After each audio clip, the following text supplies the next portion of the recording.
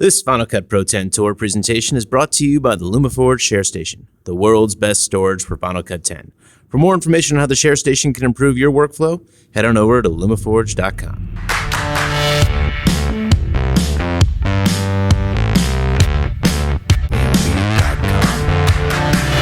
How many color finale users do we have in here, just to have an idea? Awesome. That's really awesome. It looks like about half of you are color finale users. So I'm really excited. I'm here to talk to you and to tell you guys more about Color Finale Pro, which we are hoping to release as early as next week to our early adopters. I just kind of want to go through some of the new features in Color Finale, maybe some things that you haven't seen yet, just things that have kind of found their way into Color Finale Pro. And then I want to kind of go into like workflow and show you how I would use Color Finale as a colorist to grade a project. So with that being said, one of the first things I want to show you is the color picker. We've had a lot of requests for like a white balance color picker. This makes white balancing or balancing your colors a breeze. You just basically find a white reference point and just click on it, and it does the white balance automatically for you. We talked about NEB introducing ACES color grading. This is really important dealing with all the multiple different camera formats and also addressing log encoded material. This really helps with addressing that. Also group grading, we've introduced grading management. So now if there are clips that have some kind of relationship, you can actually put them into a group and then apply the same color correction or the same color grade to a group of clips. Oops. Also, along with that, we also have the ability to save or store your color correction or your color grades as presets. So, and then a lot of people have requested panel support from the tangent folks. You may have like a tangent elements like I have here, or the tangent ripple. It's $350. And so all of those features are coming in the Pro version. So let me just kind of go through the color grading workflow real quickly here.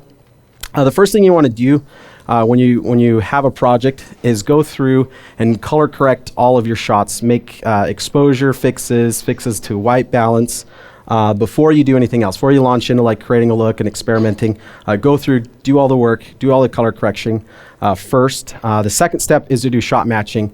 Continuity is really important, so you just want to make sure that the clips match. There's a nice flow and there's not a break in the continuity. Then I'll show you how to add an adjustment layer, where basically you can add an adjustment layer over top of the clips where you want to apply the same color correction or the same color grade, and then of course create a look to apply the same uniform look across a group of clips. And if you follow this workflow, provided you've done all your color correction and you've done a pretty decent job on your shot matching, everything should still match even with the look applied. So let me show you that. I'm just going to toggle over here to Final Cut.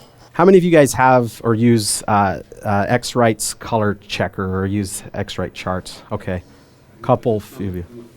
I want to show you some workflows how to use this chart. We do currently support the Passport, the smaller version. And so this can make color correction a breeze. If you don't really want to spend the time, figuring it out, we do have the ability to basically apply an automatic correction using those color charts or those targets.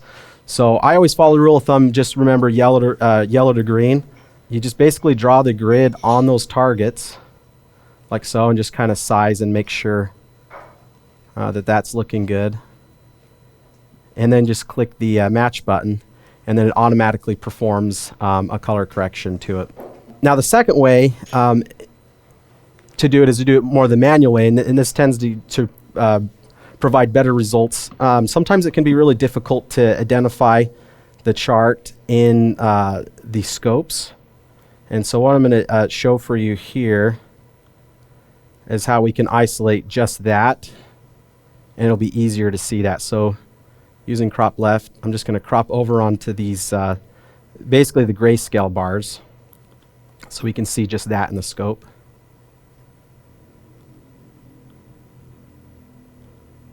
Let me see here. Let me grab a little bit off the top. Okay, and then using the color picker that I mentioned earlier, basically you just click right here, and you'll see you basically pick your white. You can see it has a little bit more of red than it does green and blue, so it has kind of a red color cast. But basically just select that and it automatically applies that white balance. As far as this black, here's like a deep black. I can also balance the shadows. Looks like there's a little bit of a green bias, and it applies it that way. Looking over here in the waveform, with the gain control, generally, you want your highlights to be, or this white to be close to the top of the scope, and this middle gray to be somewhere around like 50. So I think that looks pretty good. Now moving on to the color space, because every camera has a different color profile or way in which it represents the colors. I'm just going to move it over till we can see these other color targets. Let me make sure I have all of them. I think I'm missing green. There we go. And then coming over here to the vector scope. You guys see the trace okay? See the trace right here?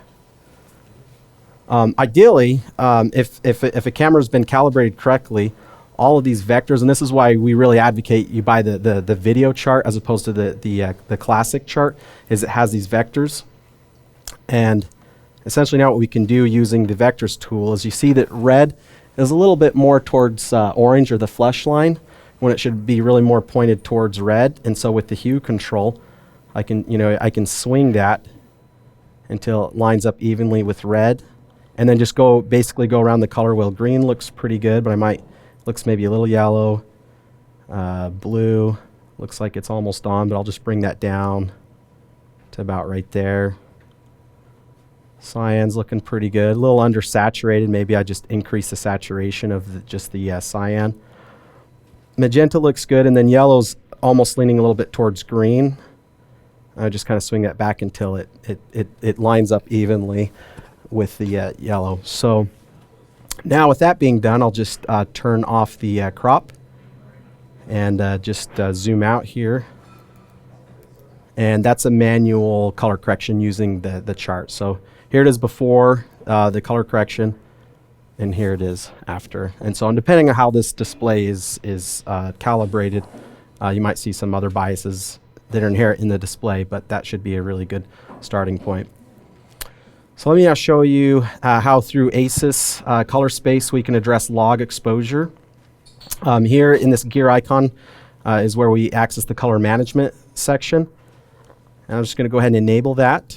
You basically pick your camera. We plan to support more cameras moving forward, but this was shot with a Panasonic using a V-Log. So just choose that.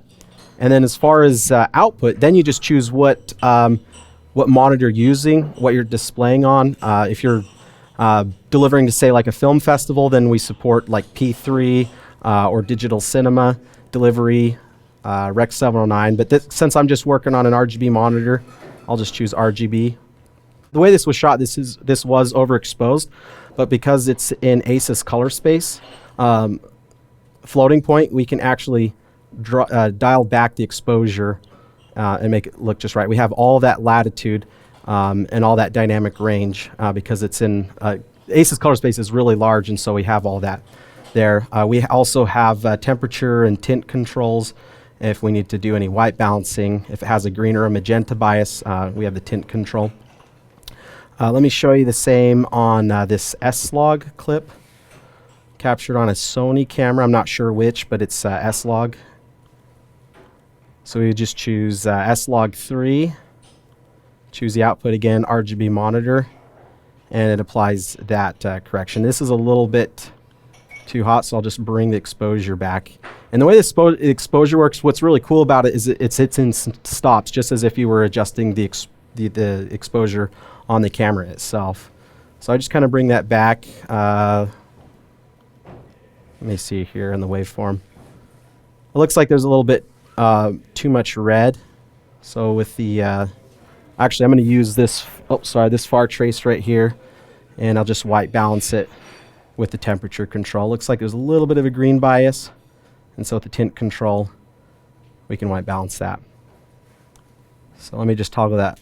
So that was before, like log, really rough coming out of the camera, and there it is in ACES color space. So I want to take you through actually color correcting a scene here. This is footage from Film Supply. If you've seen the really popular and viral short film Anomaly, Film Supply has actually curated all that material, and this is available as stock material. You can actually go on there and download footage from the film. I'm going to show you the fastest way to add Color Finale or any plugin for that matter to just a bunch of clips. I'm going to come over here to Color Finale Pro, and all I'm going to do after I've selected these using the, just drawing the marquee on them, is I'm just going to double click on Color Finale Pro, and it actually added Color Finale Pro to all those clips. Now coming over here to the panel, I'll show you that we do support the panel. The joy balls have been mapped to the telecine controls, the color wheels. So I'm just going to, we've also mapped out all the buttons, so like I can add the telecine controls, I can add curves, I can add cubes, I can add vectors, I can add all these different things. But I'm just going to really quickly just kind of grade this shot. And I'm just going to keep my eye on the waveform, just bringing the shadows of the blacks down close towards 0. The brightest thing right here is the window, so I'm just going to bring that up towards the top of the scope, kind of bring up the mid-range, increase the saturation so that looks a little bit better, and then just move on. I'll show you again how we can use the color picker to white balance this. This shot's actually quite dark, so it needs quite a boost in the mid-range and in the highlights, and it has a strong blue color cast. And so fortunately we have this Doctor's white coat that we can use. So I'll just click anywhere here that looks like it should be white, and it applied that correction. Now because it balanced that all out, I do need to increase the exposure again a little bit some, and also increase the saturation so it just looks more lively. Now what I could do in the interest of time, if say I wanted to save this correction as like an actual preset, come over here to the presets. These controls are over in the inspector. Actually, if you'll just bear with me, I'm just going to delete these other ones so that we're starting from scratch. But basically I'd come in here and I would add a new preset, and I'm just going to call this correction woman. And then what I need to do in order to have that correction I just did applied to it, just click this gear icon and choose Update Preset. And so now what that's effectively done is it saved that preset into the database. And so coming over to this close-up shot, I can then just click on Presets, click on that preset I just saved as Correction Woman, and then just click Apply Preset, and it gives me a good starting point. And so from here, this is a great point to springboard from to make further adjustments if I need to. Now in this particular shot, and this is actually two shots, but it's actually from the same clip, and so we'd want to apply the same exact color correction to both of these. So what we can do is we can group these clips so that we can form that relationship. So on this one, I'll just go ahead and click here. And I'm just going to delete these ones from earlier. But I'll just give it a name, something descriptive. And of course I need to make sure I select it. So now that we have that, then just come to this one and add this one into the doctor group as well.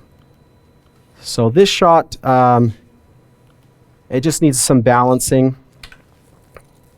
Just kind of adding some contrast, bring up the mid-range. This one has a really strong green color bias. I think it's because of the walls. The walls are green, and so they're reflecting that green color. So again, using the white balance color picker tool.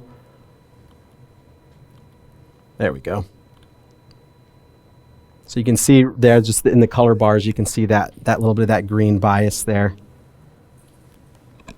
And now that one's been white balance. This one looks like it could use some additional contrast, so I'll just shape that with the RGB curves here in the master curve. Now because I grouped that, now I can come over here and the same exact color correction has been applied because they're both part of the same group.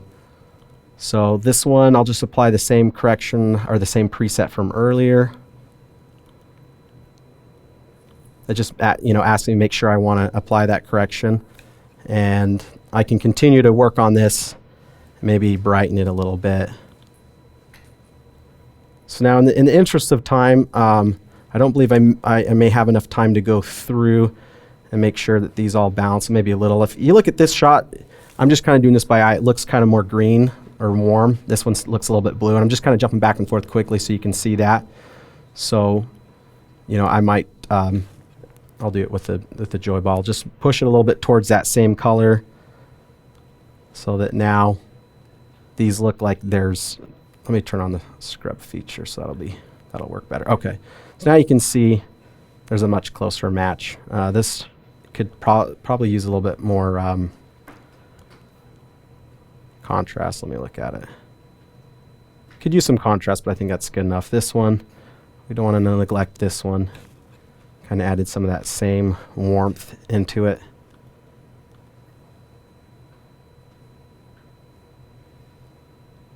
All right, so provided we've done all of our work, now we can move on to adding an adjustment layer and now create a look that helps support the story, that helps with the mood. So I'm just going to drag this look grade. This is from the titling section.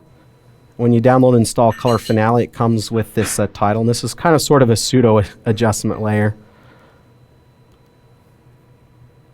And I'll add Color Finale to the actual adjustment layer itself, and then open it up. In July, we released an update to Color Finale, and we actually added the LUT gallery. And so what's really cool about the LUT galleries is LUTs don't have to be like a black box, meaning you don't know what effect that they have on a clip. You can actually in real time preview the effect that they'll have, and we can do multiple ups if we want to see that. But basically we can see the thumbnails, we can see the effect that it has, and then when we see something, we decide that we like it, we can just click on it, and then that LUT is applied. Now because I did this at the adjustment on this adjustment layer, that same effect is being applied. The same look is being applied to all of these. If I needed to go back and maybe it darkened his face a little bit too much, so maybe in the mid-range I might bring that up a little bit, so we can still do that. And again, because it's grouped, these two are, it has that relationship. Now another really cool and one last thing with presets is we can actually create different versions, and then we can audition different looks with like the client. They may decide maybe they want to go with a different direction. This kind of has like a stark contrast to it. So let me come in here. So we'll add a preset and we'll just call this our look. And I'm going to go ahead and assign that to that. And now let's try something different. Maybe we just want to grade this to be kind of more happy. If you know the story, this woman, she finds out that she's expecting. Maybe we want to grade it to be like more happy, that kind of fits with it. So I'm just going to find something that kind of looks more along those lines. This tritone looks kind of colorful, so I'll go ahead and select that. And then over here into the presets, I'm going to go ahead and add a preset version. And we should see that here. So here's our first version. And we can actually name these or relabel these. Maybe I'll just call this version 2. And I'm going to go ahead and update that. And now watch, if I want to audition or go back to the previous version, I can just click Apply Preset, and it goes back to the more stark, contrasty one. If I want to go back to more of the happy look, I can apply it. And so we can create multiple versions and audition these in other ways. So that's pretty much it. I mean, if we feel like the look is too strong overall, of course here in the inspector we have the mix control, so we can effectively dial back the opacity of the look. So if we feel like the look is too strong and we want just maybe like 60 or 70 or 80% of the look, we could do that. And so this is the happy look, and because we followed this workflow, everything has a nice match and look, even with the look applied. So part of our intended roadmap with these presets is to make them shareable across projects and with like other people. We even talked about being able to save the presets in like the cloud. And so this would be accessible by anyone that has access to the same cloud. So even through like iCloud is what we've talked about as a possibility. Thank you, Denver. You're Very welcome. interesting. And thank you a lot for being here.